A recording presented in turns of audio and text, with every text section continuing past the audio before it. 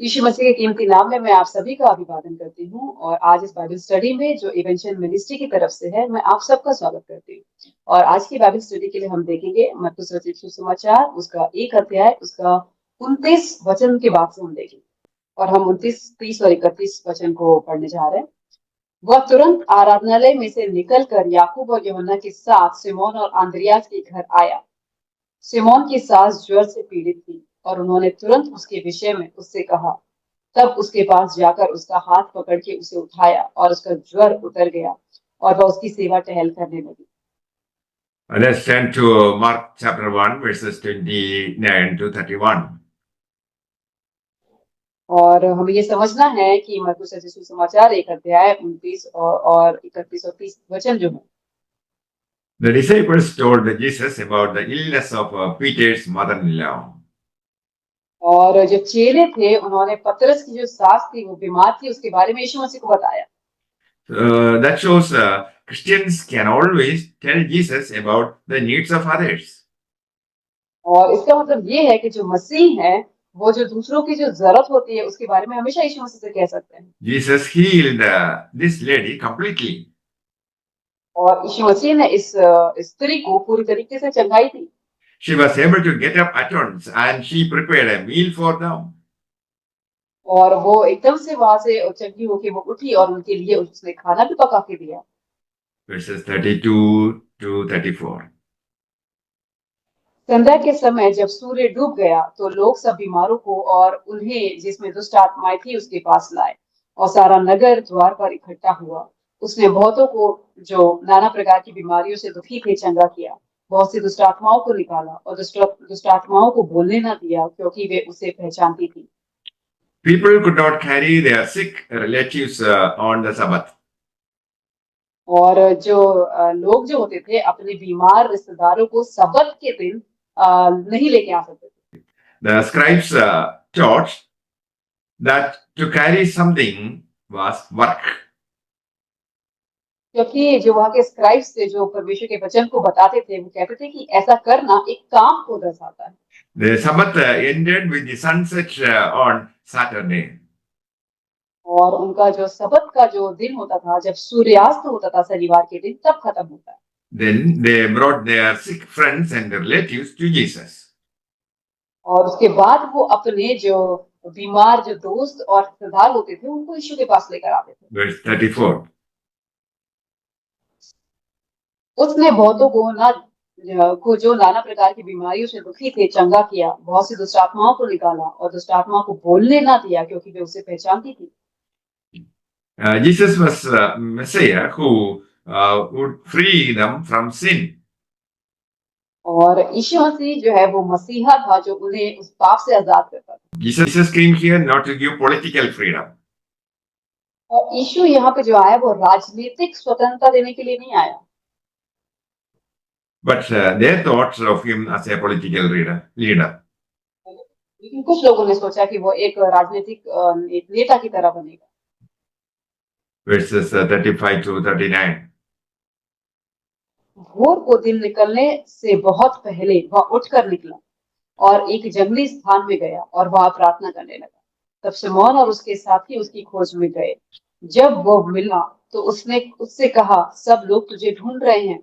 उसने उनसे कहा, आओ हम और कहीं आसपास की बस्तियों में जाएं कि मैं वहां भी प्रचार करूं, क्योंकि मैं इसीलिए निकला हूं। अतः वह सारे गलील में उसके आराधनालयों में जा जाकर प्रचार करता और दुष्ट आत्माओं को निकालता रहा। Jesus went out to a place to pray. और यीशु मसीह एक जगह पे निकल के आए प्रार्थना करने के लिए। He needed to pray in order to receive new strength and for God's guidance. और उसे प्रार्थना करना जरूरी था क्योंकि वो एक और भी नई ताकत को और परमेश्वर की जो गाइडेंस को उसे पाने के लिए उसे दुआ करना जरूरी था। Jesus needed to know whether he should continue to work in Capernaum or to move to other places. और यीशु मसीह को ये चीज का उसे जानना था कि उसे कफरनहूम में ही और अपनी सेवकाई को करना है या फिर उसे किसी और जगह पे जाना है। Verses 37 and 38. जब वह मिला तो उससे कहा, सब लोग तुझे ढूंढ रहे हैं। उसने उससे कहा, आओ हम और कहीं आसपास की बस्तियों में जाएं कि मैं वहां भी प्रचार करूं, क्योंकि मैं इसीलिए निकला हूं। Simon and his friends realized that Jesus had gone. और सिमोन और उसके दोस्तों को ये चीज का अनुभव हुआ कि यीशु मसीह यहाँ नहीं है। The people who were searching for Jesus probably hoped for more healing miracles. और जो लोग यीशु मसीह को वहां पे ढूंढ रहे थे, ऐसा हो सकता है कि वो और भी चंगाई और चमत्कार के लिए उसको ढूंढ रहे हो। Jesus knew that his first work was to preach. और यीशु मसीह जानते थे उसका पहला काम जो है वो प्रचार करना है। He must take time to invite people into his kingdom. और उसे उस टाइम निकाल के लोगों को जो है उसे निमंत्रण देना है उसके राज्य के लिए। Jesus had come into the world to teach as many people as possible. और यीशु मसीह इस जगत में आए ताकि जितना हो सके लोगों को वो प्रचार कर सके। Verses 40 and 41. एक कोढ़ी उसके पास आया, उससे विनती की और उसके सामने घुटने टेक कर उससे कहा, यदि तू चाहे तो मुझे शुद्ध कर सकता है। उसने उस पर तरस खाकर हाथ बढ़ाया और उसे छूकर कहा, मैं चाहता हूं कि तू शुद्ध हो जाए। There was a man with leprosy that prevented him living a normal life. और एक वहां पे इंसान था जो कोढ़ी था, जिसे एक साधारण जीवन को जीने से रोका गया था। Anyone with the disease had to stay away from the public.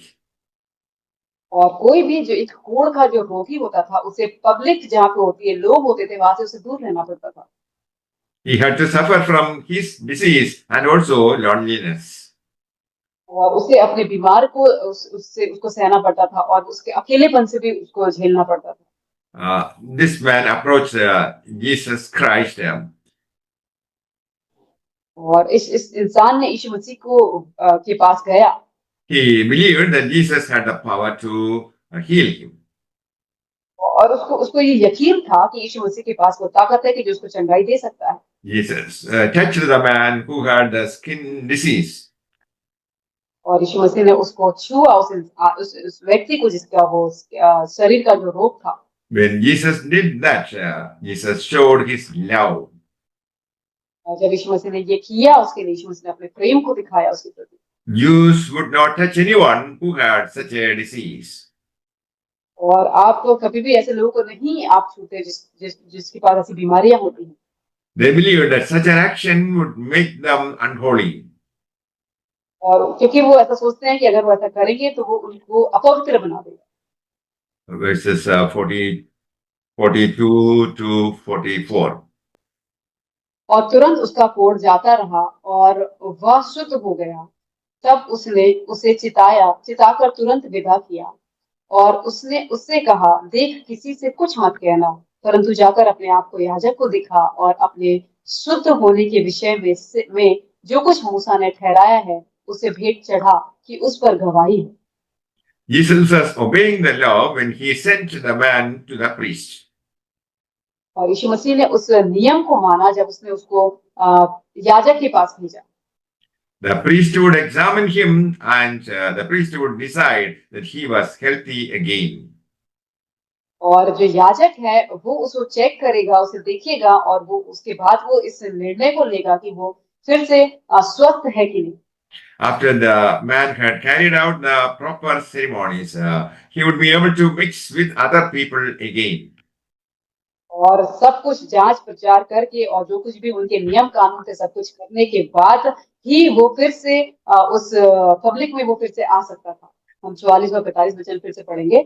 और उससे कहा, देख किसी से कुछ मत कहना, परंतु जाकर अपने आप को याजक को दिखा और अपने शुद्ध होने के विषय में जो कुछ मूसा ने ठहराया है उसे भेंट चढ़ा कि उस पर गवाही हो।